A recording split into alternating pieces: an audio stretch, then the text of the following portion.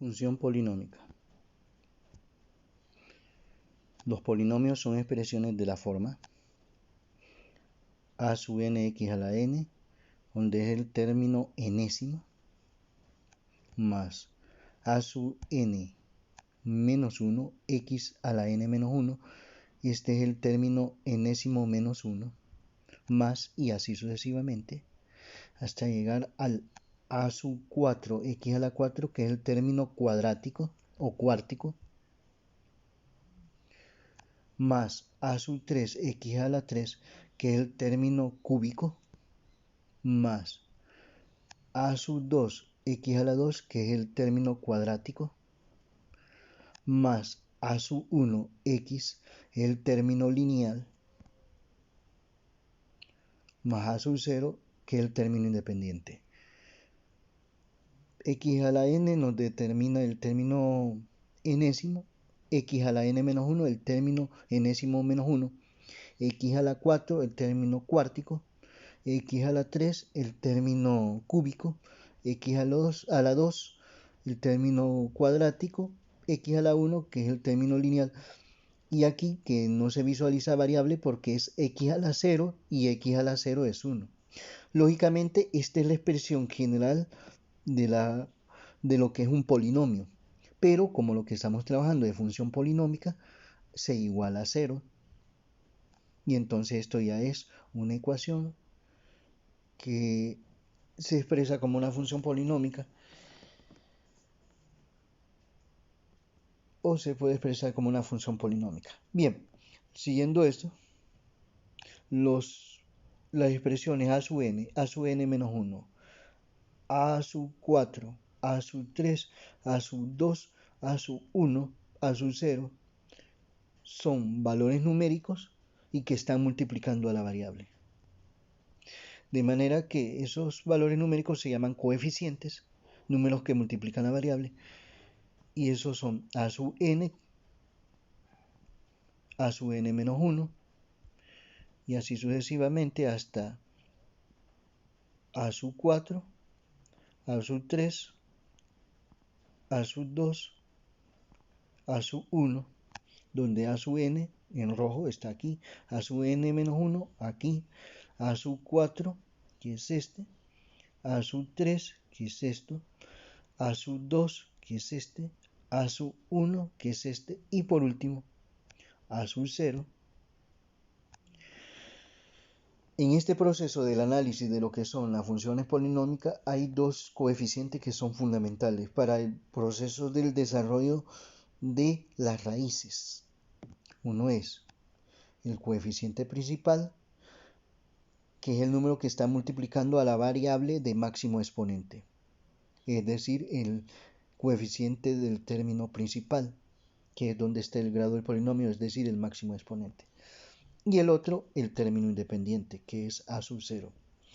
Se obtienen divisores del término independiente a sub 0 y se divide entre cada uno de los divisores del coeficiente principal a sub n. Los divisores de aquí, cada uno de ellos dividido entre cada divisor de esto, para encontrar lo que son las posibles raíces, que eso lo veremos, pero en este momento pasamos a lo siguiente. Y hay una forma sintética de la expresión polinómica, que se puede expresar como una sumatoria de términos de igual 0 hasta n de a sub i por x a la i, y igualado a 0 viéndolo desde el punto de vista de una ecuación polinómica. Esos son como los elementos de materia prima para el trabajo de lo que es la función polinómica. Hacemos uso del recurso de lo que es el procedimiento, el esquema de trabajo para hacer la gráfica de la función polinómica. Y lo primero que hay que obtener son las raíces. Se obtiene divisores del término independiente. A sub 0 es aquel que no tiene variable, no se visualiza. Y los del coeficiente principal, que es el coeficiente que multiplica a la variable de máximo exponente, es decir, el a sub 0 y el a sub n. Divisores del a sub 0 entre divisores del a sub n. Siguiendo en ese proceso, se divide cada divisor del término independiente, el que no se visualiza variable, entre cada divisor del coeficiente principal, aquel que está asociado a la variable de máximo exponente. Ahora, a partir de esa división se obtiene lo que son las posibles raíces, tanto positivo como negativo. Entonces se toma y se representa PR, dos puntos, posibles raíces, tanto positivo como negativo, la división del divisores de término independiente a sub 0 entre divisores del coeficiente principal a sub n. A partir de lo anterior se obtiene las raíces al evaluar en la función o por división sintética. El objetivo de saber cuándo es raíz en un término es que al evaluarlo en la función o por la división sintética nos da, en el caso de evaluación 0 o residuo 0 en el caso de que se hable de la división sintética. 2. Interceptos. Las raíces obtenidas en 1, en el numeral 1, son interceptos en X, o sea, las raíces se asocian a eso, donde ese valor de raíz representa la primera coordenada, que es la coordenada X, 0, siempre 0 en la segunda coordenada para la indicación del intercepto en X, y que entonces se puede expresar como X sub I, que es una raíz como primera coordenada y la segunda coordenada 0. El intercepto en X son intercepciones de la función con el eje X. El intercepto en Y se obtiene mediante la siguiente fórmula. Intercepto en Y, la primera coordenada es 0, la segunda coordenada a sub 0, o sea, el término independiente. Que ve que los interceptos se ponen entre paréntesis, se separa la primera coordenada de la segunda por comas, ¿ya? En el caso de la caracterización del intercepto en X, la segunda coordenada siempre es 0 y en la caracterización del intercepto en Y, la primera coordenada siempre es 0. Recordando que la primera coordenada está asociada con el eje X, es decir, esto, y la segunda coordenada está asociada con la coordenada Y. Hay que ver que este intercepto en Y, la segunda coordenada siempre va a ser el término independiente a sub 0 porque lo que se hace es evaluar la función en X igual 0. Y si vemos la expresión polinómica acá, si la X es sustituida por 0, entonces tenemos a sub n por 0, a sub n menos 1 por 0, y así todos los términos que tengan X va a ser sustituido por 0 y todo ello se va a convertir en 0 al hacer los productos, al desarrollar potencia y luego los productos. Y lo único que va a quedar libre, distinto de 0, es el a sub 0, al menos que se determine como parte de la característica. Teniendo claro que esta es la expresión polinómica, pero la función polinómica constituye un f de x igualado a esta expresión quitando el igual a 0.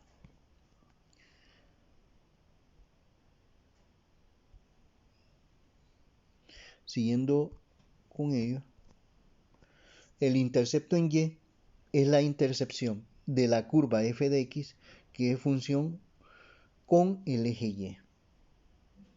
3. Tabla de variación de signos. Es el tercer paso del procedimiento de gráfica de funciones polinómicas. Se construye a partir de los valores de interceptos en X. Indica si un trazo gráfico está sobre el eje X o bajo el eje X. Aquí en esto de la tabla de variación de signos se hace una conclusión al final de los signos. Cuando es positivo significa que está el trazo gráfico sobre el eje X. Cuando es negativo, el trazo gráfico está debajo del eje X. El cuarto paso, la gráfica. Y a la concretización de los tres pasos anteriores. Luego de ello, vamos a un ejercicio 1, donde tenemos una función f de x, que es la caracterización, y una función polinómica de tercer grado, porque tenemos exponente 3 como máximo exponente, ahí tenemos 2, 1 y aquí 0. Bueno, x a la 3 más 3x a la 2 menos 10x menos 24, con 4 términos y una función cúbica, nuevamente porque es de tercer grado. Tercer grado, es decir, el máximo exponente. Si el máximo exponente es de cuarto grado, es 4, entonces de cuarto grado o cuártico, una función cuártica. En ese caso tendría 4 raíces, pero cuando en este caso tenemos elevado a la 3 significa que hay 3 raíces, es decir, cuando el máximo exponente es 3. Si una expresión polinómica cualesquiera, digamos su máximo exponente 10, significa que debe de haber 10 raíces. Lógicamente no se sabría sino a través de cálculos si estas raíces son reales o complejas. Pero lógicamente dentro del estudio que estamos haciendo de las funciones polinómicas, todas las raíces son reales. Entonces, la primera etapa para hacer este proceso de gráfica de función polinómica es obtener las raíces. Pero para ello necesitamos dos términos: el término independiente y el coeficiente principal. En este caso, el término independiente es menos 24, pero siempre se tomará como positivo. Y lo mismo el coeficiente principal, que es el número asociado a el número que está multiplicando a la variable de máximo exponente, que en este caso el máximo exponente es 3, que aunque no se mire es 1, ¿ya? Por una convención. Y entonces siempre tomará positivo el coeficiente principal. Entonces eso es lo primero, término independiente, que lo vamos a tomar como positivo para hacerlo más práctico, 24. Y ahí encontraremos los divisores. ¿Qué es un divisor? Es que vamos a dividir entre dígitos con 1, 2, 3, 4, 5, 6, 7 hasta llegar al número 24. Y un divisor es aquel que dividido ese número entre sus dígitos que sean menores e iguales que 24 nos da siempre un entero. Por ejemplo, 1 es un divisor porque 24 entre 1 nos da 24, es un número exacto. 24 entre 2 nos da 12, es un número entero, por tanto 12 es divisor. 24 entre 3 es 8, es un número entero, por eso es divisor. 24 entre 4 nos da 6. Entonces 4 es divisor porque nos da un número exacto. Ahora, 24 entre 5 no nos da un número exacto. Eso significa que no es divisor 5. Pero 6 sí lo es, porque 24 entre 6 nos da 4. Entonces escribimos 6, ¿ya? Porque nos da en la división un número exacto, no así como 5, porque como al dividir 24 entre 5 nos da un valor que es un decimal, no un número entero.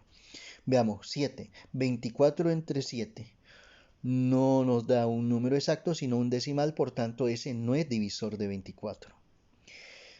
8, por ejemplo, 24 entre 8 nos da 3, un número exacto, por tanto 8 es un número divisor.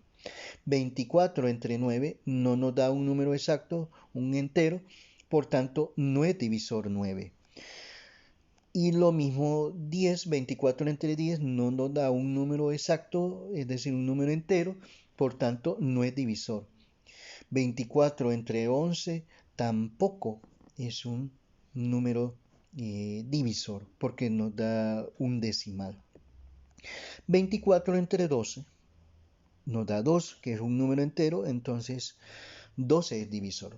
Y lógicamente, cuando se llega a la mitad del número, en este caso 24 entre 2, 12, la mitad es 12, luego se sigue al número específico, 24, que lógicamente es divisor porque 24 entre 24 nos da un número exacto, que no es decimal, que es 1. Y por tanto, entonces, estos son los divisores: 1, 2, 3, 4, 6, 8, 12 y 24, los divisores del término independiente, que es el número 24, y que entonces en este caso tenemos 1, 2, 3, 4, 5, 6, 7, 8 divisores del término independiente. Ahora, el coeficiente principal, que es el número que multiplica la variable de máximo exponente, que en este caso es 1, 1, el único número que tiene por divisor es el mismo 1. Entonces ya tenemos ahí término independiente, coeficiente principal para ver las posibles raíces. Entonces, las posibles raíces se va a obtener dividiendo los divisores del término independiente, cada divisor del término independiente entre cada divisor del coeficiente principal, pero siempre se tomará más menos. 1 entre 1 más menos 1, 2 entre 1 más menos 2, 3 entre 1 más menos 3, 4 entre 1 más menos 4, 6 entre 1 más menos 6, es 8 entre 1 más menos 8, 12 entre 1 más menos 12, 24 entre 1 más menos 24. Entonces ya tenemos las posibles raíces. Pero estas raíces, y como ya todo está planificado porque lo que se busca es una función polinómica donde las raíces son reales, y que tenemos que el grado es 3, significa que de estas posibles raíces solo hay 3 que están relacionados con esas raíces.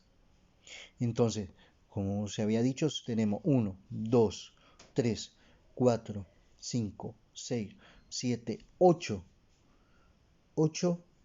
posibles raíces, pero solo con un signo, y con el signo opuesto serían 16. En total son 16 posibles raíces.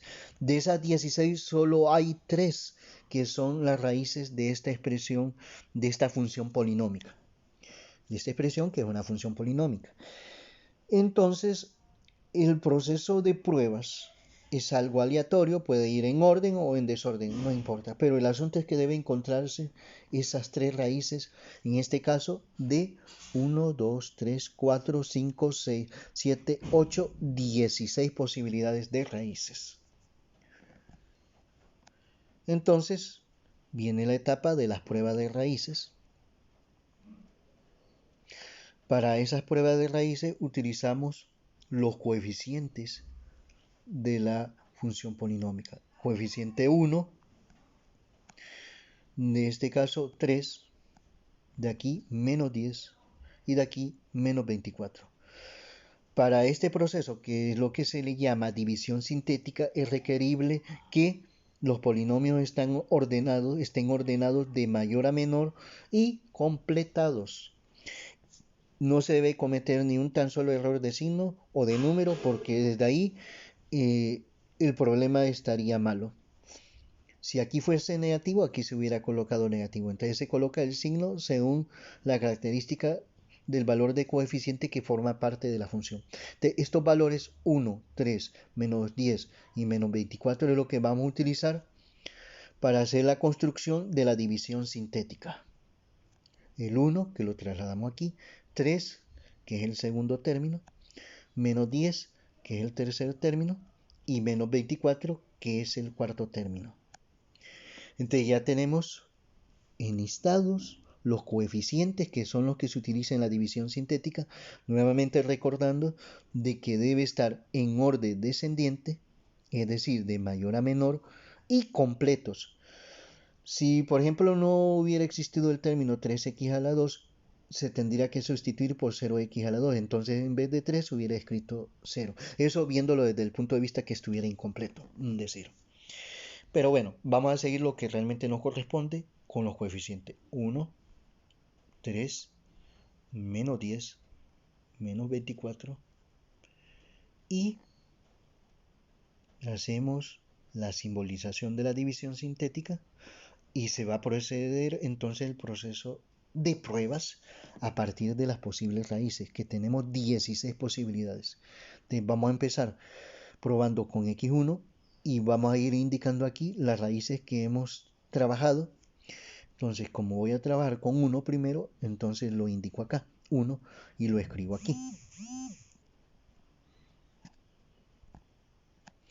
Luego una flechita acá, lo cual significa que el primer término siempre lo vamos a escribir tal como es, 1. Luego multiplicamos lo que tenemos aquí con este, 1 por 1, 1 y lo escribimos acá. Luego hacemos la operación 3 más 1 que nos da aquí 4. Luego 1 por 4 nos da 4 acá. Y menos 10 más 4, eso nos da menos 6. Luego 1 por menos 6 nos da menos 6. Y menos 24 menos 6, eso nos da menos 30. Como no nos da 0 aquí, esto representa el residuo. Si no da 0, significa que x igual a 1 no es raíz. No es raíz. Y como lo que queremos es encontrar raíces, entonces hacemos otra prueba de división sintética. Ya probamos con una posible raíz 1, que no es raíz. Entonces de las 18 posibilidades ahora nos queda 17. Debemos utilizar una. Entonces vamos a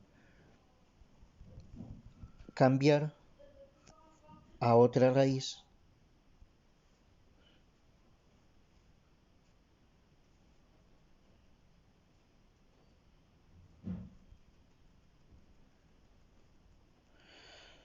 Y la otra raíz que vamos a utilizar será menos 1, su opuesto de 1, menos 1. Entonces siempre el mismo valor de aquí, acá, menos 1 por 1, menos 1. 3 menos 1 nos da 2. Menos 1 por 2, menos 2. Menos 10 menos 2, menos 12. Menos por menos da más. 1 por 12, 12. Es decir, menos 1 por menos 12 nos da 12 acá. Menos 24 más 12 nos da menos 12. Como no nos da 0 aquí, entonces significa que x igual a menos 1 no es raíz.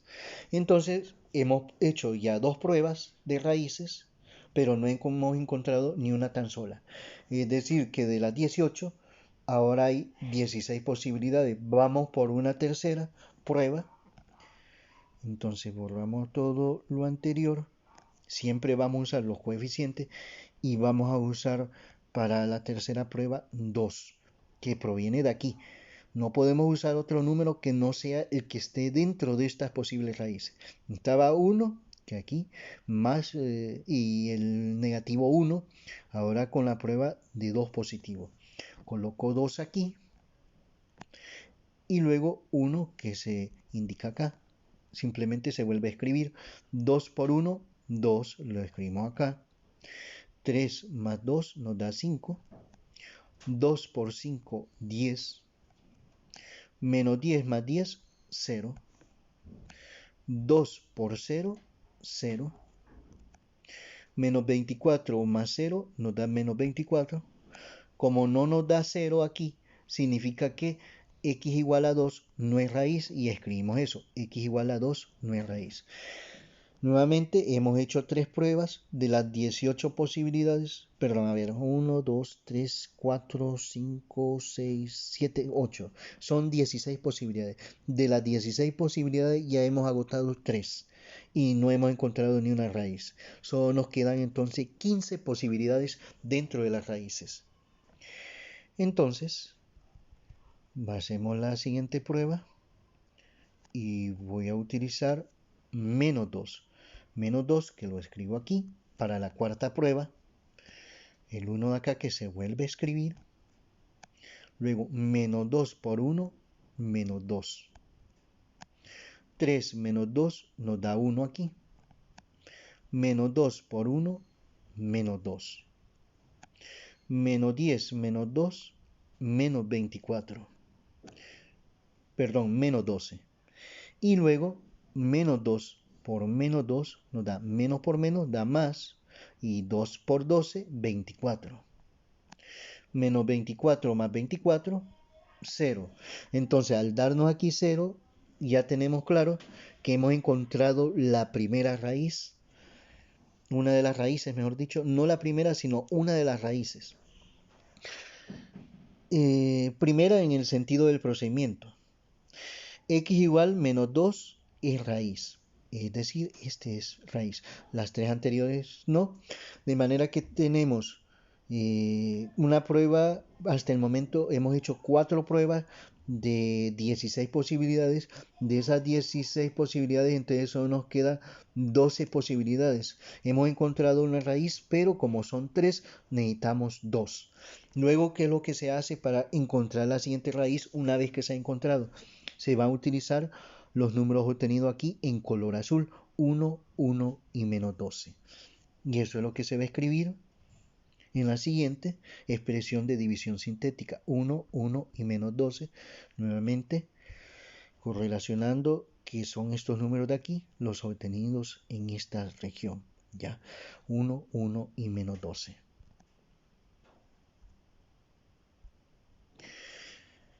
Pero, ¿cuál otra posible raíz vamos a utilizar? Ya utilizamos más menos 1, más menos 2, entonces utilicemos 3, nos vamos acá y escribimos 3, bajamos el primer número siempre, que no necesariamente puede ser 1, puede ser 2, 3, según lo que tengamos acá. En este caso, 1. 3 por 1, 3. 1 más 3, 4. 3 por 4, 12. Y entonces observamos que menos 12 más 12 nos da 0, lo cual está garantizado que x igual a 3 es raíz. Entonces, vemos lo siguiente. Hemos hecho 5 pruebas. De esas 5 pruebas, de 16, quiere decir que solo queda 11 posibilidades. Ya hemos encontrado una de las raíces, que es x igual a menos 2. Hemos encontrado la otra raíz, que es x igual a 3. Pero nos falta 1 porque son 3 raíces, dado que el grado del polinomio, es decir, el máximo exponente del polinomio, de la función polinómica, es 3. Entonces por eso es que debe encontrarse 3. Pero aquí hay algo interesante. Cuando en esta parte aquí solo nos quedan 2 términos, no necesitamos aplicar división sintética, sino simplemente hacer la siguiente representación. 1x más 4, es decir, el 1 va a ser sustituido por un coeficiente, x más 4, y eso es lo que vamos a utilizar como expresión de una ecuación para encontrar la última raíz. Y eso siempre se hará en la última. Si por ejemplo aquí en vez de 1 hubiera sido menos 1, entonces hubiera escrito aquí menos x. Si aquí fuera menos 4, entonces se escribiría menos 4. Si aquí fuera 5, entonces aquí quedaría 5x. Si aquí fuera menos 5, menos 5x. Si aquí fuera menos 10, entonces aquí menos 10. Pero bueno, en este caso, nuestro caso, lo anterior fue para extender la idea. En nuestro caso tenemos 1 y 4, entonces 1x, que lógicamente como parte de la convención de Viena no se escribe 1x, simplemente x y más 4, y eso lo trasladamos aquí para escribirlo como una ecuación. X más 4 igual 0, recordando que eso es porque tenemos 1x acá, que solo se escribe x más 4. Trasladamos, igualamos a 0, siempre igualado a 0, para encontrar la última raíz. En el proceso de despeje, 4 que es positivo pasa al otro lado, cambia a ser negativo, de manera que x es igual menos 4. Así que ya tenemos las 3 raíces de esta función polinómica de tercer grado. Y entonces hemos escrito aquí x igual menos 4 en raíz. Y las raíces hay que enlistarlas. ¿Cuáles son las raíces? Tenemos menos 2, que es la primera que hemos encontrado. La segunda en encontrar es x igual a 3. Y la tercera x igual a menos 4.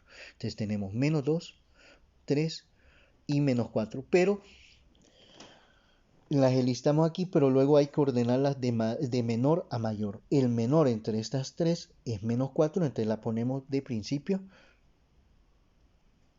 Entonces se ordena de menor a mayor. Menos 4, luego la que sigue es menos 2 y luego 3. Y ahí está ordenada de menor a mayor, que eso es bien importante, este orden. Y lógicamente, como la primera etapa de trabajo de lo que es funciones polinómicas, del procedimiento hemos cumplido con lo primero, que es encontrar las raíces. Y entonces aquí queda concretizado cuando las ordenamos. Luego la siguiente etapa es encontrar los interceptos.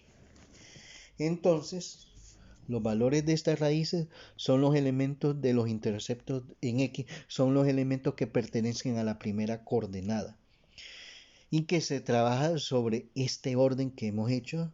Ya siempre se debe ordenar. Entonces, vamos a simbolizar intercepto x1 indicando el primer intercepto, se abre paréntesis, y la primera coordenada es -4 y siempre la segunda coordenada es 0, separado entre la primera y la segunda coordenada por coma y cerrado con un paréntesis. Ya tenemos el intercepto en x1. Ahora, intercepto en x2, dado que es la segunda raíz. Abrimos paréntesis y colocamos -2, coma 0 y cerramos paréntesis. Y luego para la tercera raíz y x3 que vamos a utilizar el término acá que es 3. Entonces, y x3 es 3,0. Ya tenemos los interceptos en x. Haciendo una aclaración, no necesariamente todos van a ser negativos. Es decir, las posibilidades pueden ser que todos sean negativos, que todos sean positivos, que algunos sean negativos y otros positivos, que sean más signos negativos que positivos o que sean más positivos que negativos. O sea, no hay una restricción si hay igualdad o no o la cantidad de signos dentro de las raíces. ¿Ya? Eso depende de las características de la función polinómica. Entonces, eso no tiene límite. Entonces ya tenemos aquí enlistado lo que son los interceptos en X y luego hay que trabajar con lo que es el intercepto en Y, recordando que el intercepto en Y, la primera coordenada siempre es 0 y la segunda coordenada es el término independiente a sub 0. Recordando que el término independiente es aquel que no se visualiza variable, es decir, -24. Este sería el término independiente, -24, y es el que se utiliza entonces para el intercepto en Y, para hacer la indicación de la segunda coordenada que es -24. Teniendo claro que cuando se está encontrando el intercepto en Y, lo que ocurre es que se sustituye la X por 0, y 0 a la 3 es 0 por 0 por 0, que es 0, 3 por 0 a la 2, 0 a la 2, 0 por 0, 0, y 0 por 3, 0. Menos 10 por 0, que es 0. Todas estas expresiones de aquí se nos convierte en 0, por eso es que es siempre el término independiente. Para encontrar el intercepto en Y, -24 en este caso, que corresponde a la segunda coordenada del intercepto en y que la primera coordenada siempre es 0 cuando se trata de intercepto en Y. Luego de eso, el numeral 3 es la construcción de la tabla de variación de signo. ¿Sobre qué se basa la construcción de la tabla de variación de signo? La construcción es en base a las raíces y por eso es que es importante ordenarlas, porque al momento de construir interceptos, eso nos sirve un orden lógico de trabajo, uno, y segundo, en la tabla de variación de signos que debe de trabajarse de forma ordenada de menor a mayor. Entonces, así como lo tenemos, -4, -2, 3, esos son los componentes para esa construcción de tablas de signos, donde la tabla de signos nos sirve de guía para saber si el trazo gráfico está sobre el eje X o bajo el eje X. Luego de eso, hacemos la tabla. En rojo vamos a indicar las raíces. Como son 3 raíces, entonces necesitamos 3 líneas rojas y 4 espaciamientos donde vamos a ir colocando los signos que ya veremos. Entonces, para la primera línea roja va a ser -4, para la siguiente -2, para la tercera 3. Entonces, traslado esos valores de las raíces. Ya los tenemos, menos 4, menos 2 y 3. Para menos 4 nos queda x más 4, o sea que se pone el signo contrario. X más 4. Para menos 2, x más 2. Para 3, x menos 3. Pero luego nosotros hacemos la siguiente verificación. Cuando estábamos encontrando las raíces, que la última raíz proviene del término x más 4. Esto tenemos que siempre observar porque como existe la posibilidad de aquí que quedara signo negativo, ¿ya? Pero en este caso nos dio positivo. X más 4 para la raíz que es menos 4. Entonces verificamos siempre eso y aquí lo tenemos. X más 4 correspondiente a menos 4. Si por ejemplo digamos que aquí hubiera sido menos 1, entonces aquí sería menos 1. Lógicamente, entonces, al momento de escribir allá no sería x más 4, sino menos x más 4. O sea, el signo de la x aquí lo determina el valor numérico acá, si es de signo positivo o negativo. Pero en nuestro caso, como es positivo, todo es coincidente y no hay problema. Porque ese valor de signo de la variable es importante para establecer el criterio de signos que vamos a utilizar, que ya vamos a entender en qué consiste. Bueno, como son menos 4, menos 2, 3 valores que corresponden a interceptos en X, que son números de la primera coordenada de dichos interceptos, ya visto anteriormente, vamos a indicar aquí con un círculo para indicar intercepto en X. En esta, para la primera línea, para la segunda línea sería este segundo, para la tercera línea sería este. Mejor dicho, filas, no líneas, sino en la primera fila, esto, la segunda fila con el siguiente raíz, la tercera fila con la tercera raíz. Y ahí tenemos definido los posicionamientos e indicación representativa de la tabla de variación de signos. Cuando se representa en un círculo cerrado es que son interceptos en X. Cuando no es cerrado, es decir, no relleno, significa que son huecos. Pero ese es un asunto para más adelante, no dentro del tema de la función polinómica, porque aquí siempre se va a poner cerrado. Bien, luego, ¿qué es lo que se analiza con los signos? Vemos para menos 4, vemos la expresión aquí. Para x, la x aquí es positiva. Al ser positivo aquí, o sea, sabemos que es 1 y es un 1 positivo. Entonces significa que todo a la derecha es positivo. Positivo aquí, aquí y aquí. En cambio, por el lado de la izquierda es negativo. Lógicamente esto se hace solo cuando son términos lineales. Términos lineales significa que la variable está elevado a un exponente 1. Ahora el análisis para menos 2. Aquí vemos que la x, aquí que es 1, el coeficiente es 1, es positivo. Entonces todo lo de la derecha es positivo a partir de este punto, por el lado de la derecha.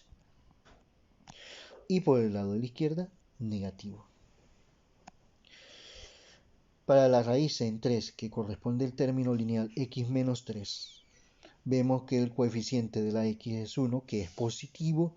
Entonces acá será positivo y todo lo de la izquierda será negativo. Ahora, si este fuera, por ejemplo, menos x más 4, entonces todo esto sería negativo y este positivo. Lo mismo, si aquí fuera, por ejemplo, menos 3x, un decir, entonces todo esto sería negativo y aquí positivo.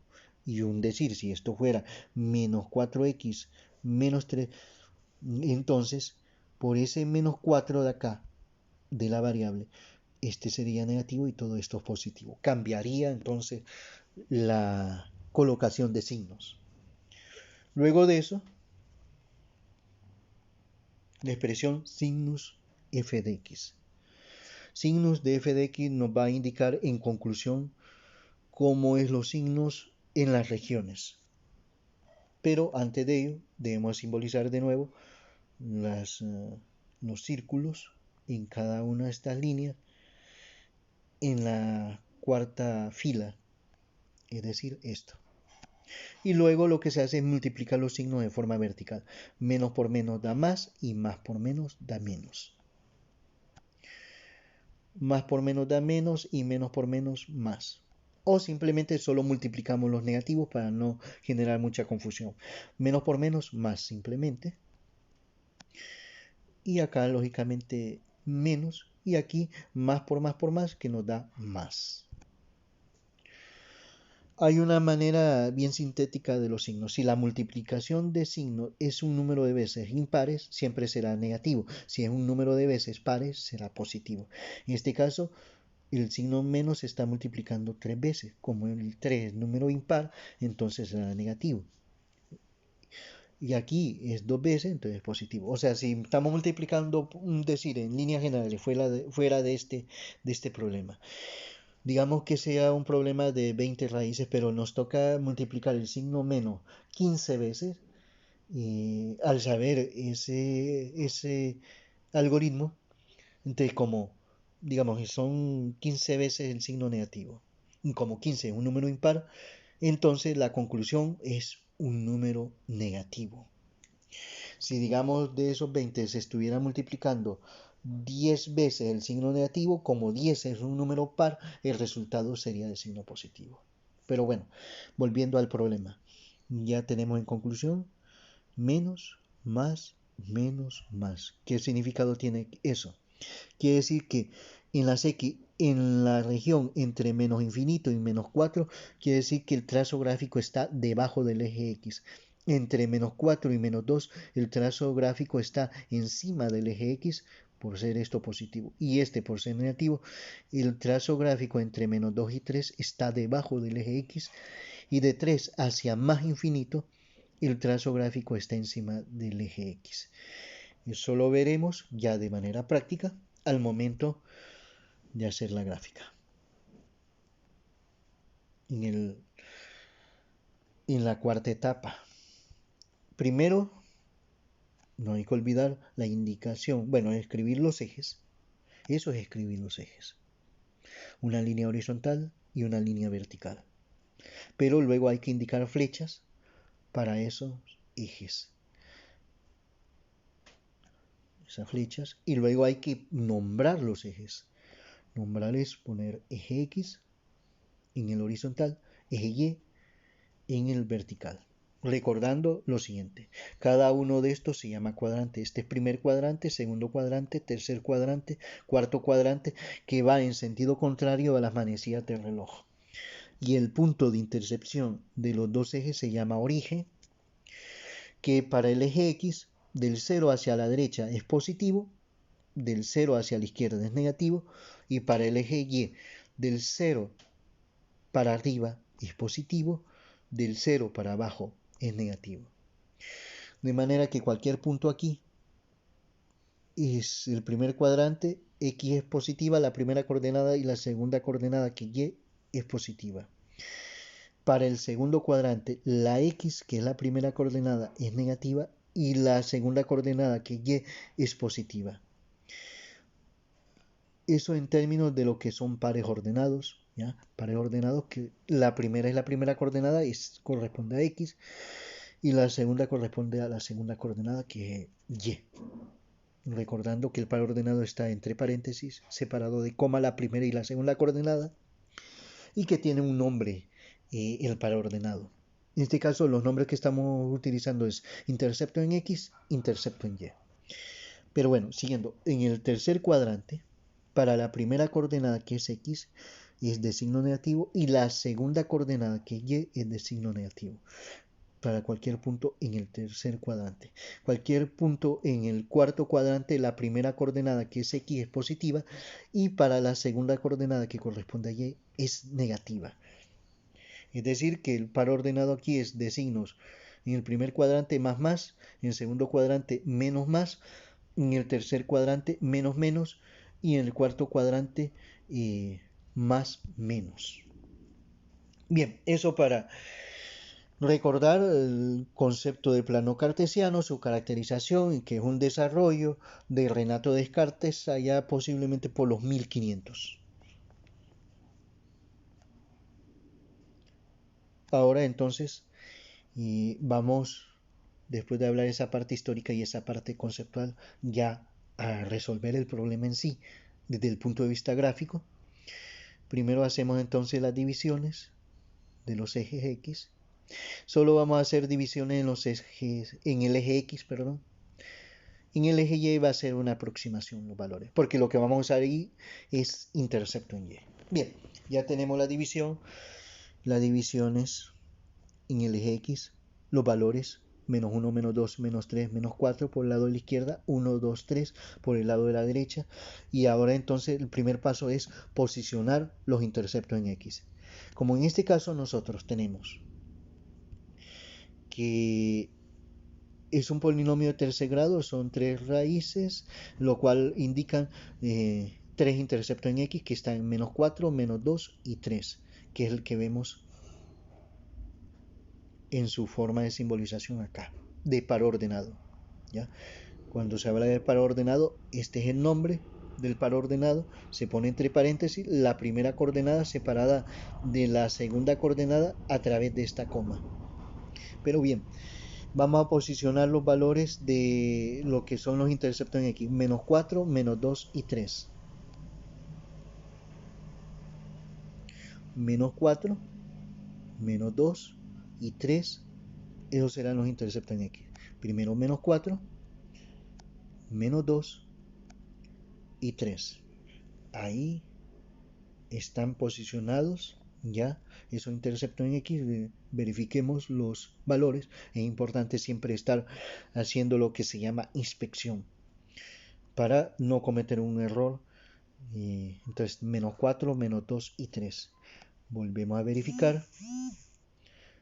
Menos 4, menos 2, 3. Y ahí está. Esos son los interceptos en X, pero hay que ponerle nombre a esos interceptos en X. Primero voy a indicar la división esa y intercepto en X1, intercepto en X2, intercepto en X3. Entonces forma parte de la gráfica hacer todo este esquema de simbolización, los ejes, la flecha de los ejes, los nombres de los ejes, las divisiones, la indicación de las divisiones, los números correspondientes a esas divisiones, indicar con círculos los interceptos en X, indicar cuál es el intercepto en X1, intercepto en X2, intercepto en X3, en este caso que es de tercer grado. Si fuera de cuarto grado, entonces indicaría intercepto en X4 y así todos los interceptos si fuera de en general enésimo grado. Pero en nuestro caso son tres de grado 3, son tres interceptos en X, tres raíces.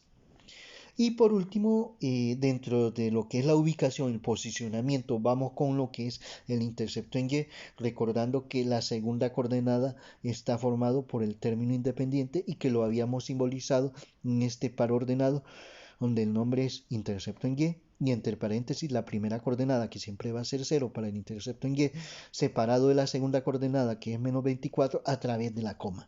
Entonces, menos 24 que no vamos a hacer divisiones, simplemente lo vamos a posicionar y lógicamente como eso corresponde al eje y es negativo, debe estar en un punto de aquí, del eje Y, del 0 hacia abajo.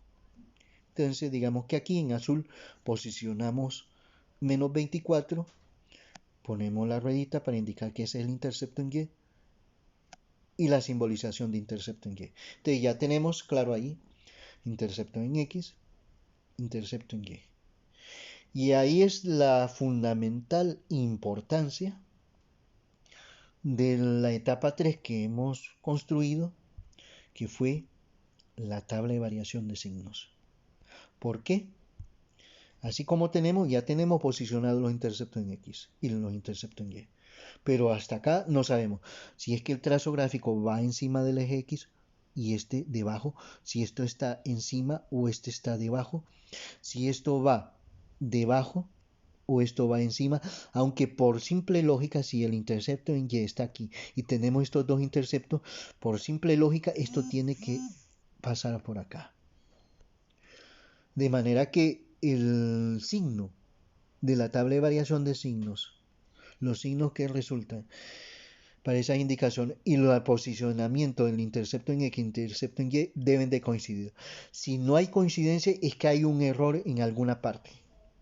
Y lógicamente aquí, del intercepto en x3 hacia la derecha, hacia más infinito, no sabemos si está sobre o debajo del eje X. Y eso es lo que nos sirve la tabla de variación de signos, darnos esta precisión. Entonces, desde menos infinito a menos 4 está debajo del eje X hasta menos 4. Quiere decir que aquí el trazo gráfico desde menos infinito a menos 4 está debajo del eje X. Entonces sería una expresión que pudiera ser algo así. Es decir, este trazo gráfico. Entre menos 4 y menos 2. ¿Cuál es el trazo gráfico? ¿Sobre o debajo del eje X? Nos vamos a la tabla de variación de signos. Entre menos 4 y menos 2 la conclusión es más, de manera que más significa que está sobre el eje X. Así que entonces el trazo gráfico debe ir aquí, conectando intercepto en x1 con intercepto en x2 y mostrando esa curva de esa manera. Y lógicamente aquí esto debe ser debajo, pero veamos la tabla, porque si no coincide la tabla hay un error en alguna parte. Y entonces hay que revisar dónde está el error. Entonces entre menos 2 y 3 está debajo del eje X por este negativo, debajo del eje X por ser negativo. Entre menos 2 y 3, entre menos 2 y 3 y es coincidente. De manera que el trazo gráfico debe pasar así. Ahí lo tenemos, ¿ya? El trazo gráfico. Y de 3 hacia más infinito, nos vamos a la tabla de variación de signos, de 3 hacia más infinito, la conclusión es positiva en signos de f de x, significa que está sobre el eje x por ser positivo, de manera que el trazo gráfico va para arriba y ahí lo tenemos. Lógicamente, como es una gráfica que tiene infinito, hay que indicar aquí flechas y flecha en la gráfica, que es la curva en color rojo, una curva llamada función, y hay que simbolizar. Solo voy a acomodar los interceptos en X para que sean más visibles, ¿ya? Porque como estaban antes, se cubría el intercepto en X1 y el intercepto en X2. Entonces hay que hacer un acomodamiento para que sea fácil de percibir visualmente. Y la indicación de la expresión f de x. Recordando que este símbolo fue creado por Leonhard Euler, un matemático suizo. Estamos hablando por los 1734 en la construcción de esa simbolización. Y el plano cartesiano de Renato Descartes, que si no mal recuerdo es por los 1500. Esa es una forma de decir a grosso modo, ¿ya? Entonces, la importancia y el fundamento de la gráfica de una función cualesquiera, y en el caso específico de la función polinómica, indicar el plano cartesiano, que el plano cartesiano es indicar los ejes, sus flechas, los nombres de los ejes, hacer las divisiones, en este caso solo es requerible las divisiones en el eje X, colocar, posicionar los interceptos en X con rueditas. Bueno, rueditas no, pongamos círculos, que sería el concepto. Y la indicación, cuál es el intercepto en x1, x2, x3, en este caso que son tres raíces. Si fuera 4, entonces y x sub 4, ¿ya? Y posicionarlo esa simbolización. Luego de eso, posicionar el intercepto en y, ¿ya? Y poner el valor numérico correspondiente y la simbolización de intercepto en y. Y luego pues finalizar con la cuestión en el trazo gráfico, viendo la tabla de variación de signo y que sea coincidente y extrayendo y ubicando si está debajo o arriba del eje X en las regiones tal como está indicado en la tabla de variación de signo. Al tener claro esa, pues entonces ya colocar las flechas del trazo gráfico de la curva, esta curva roja que es una curva llamada función, cuya característica de una función es que al trazar cualquier línea vertical desde el punto de vista geométrico, solo corta esta curva en un solo punto. Esto significa lo siguiente. Entonces nos vamos a auxiliar para entender ese concepto desde el punto de vista geométrico, vamos a usar un color verde para una línea vertical, solo que vamos a hacer que esa línea vertical lógicamente sea paralela al eje aproximadamente. Entonces, al trazar esta línea vertical, la curva roja la corta en un solo punto, es decir, aquí me corta en un solo punto, y por eso es función. En todo el trayecto solo lo corta en un solo punto, no corta dos puntos en la curva, al menos que haya un error en la forma de simbolización gráfica del trazo gráfico, pero solo corta en un punto. Y eso es lo que hace caracterizar desde el punto de vista del concepto geométrico de lo que es función. Que al tirar una línea vertical en cualquier punto del trazo gráfico de la curva, esta la corta en un solo punto. Y con eso entonces hemos hablado de lo que es este trazo gráfico, donde en esta curva de aquí podemos observar un máximo cuando esto es una concavidad hacia abajo y esta otra parte aquí es una concavidad hacia arriba, entonces aquí podemos hablar de un mínimo. Un máximo relativo y un mínimo relativo porque esto sigue disminuyendo. Entonces en este caso, como este disminuye, este es un mínimo relativo. Porque no hay un mínimo absoluto, porque esto es una tendencia de crecimiento hacia menos infinito con respecto al eje Y. Y este es un máximo relativo también, donde es cóncava hacia abajo, porque esta parte de aquí sigue creciendo hacia más infinito con respecto al eje Y. Y así concretizamos lo que es el trabajo de la función polinómica y su interpretación.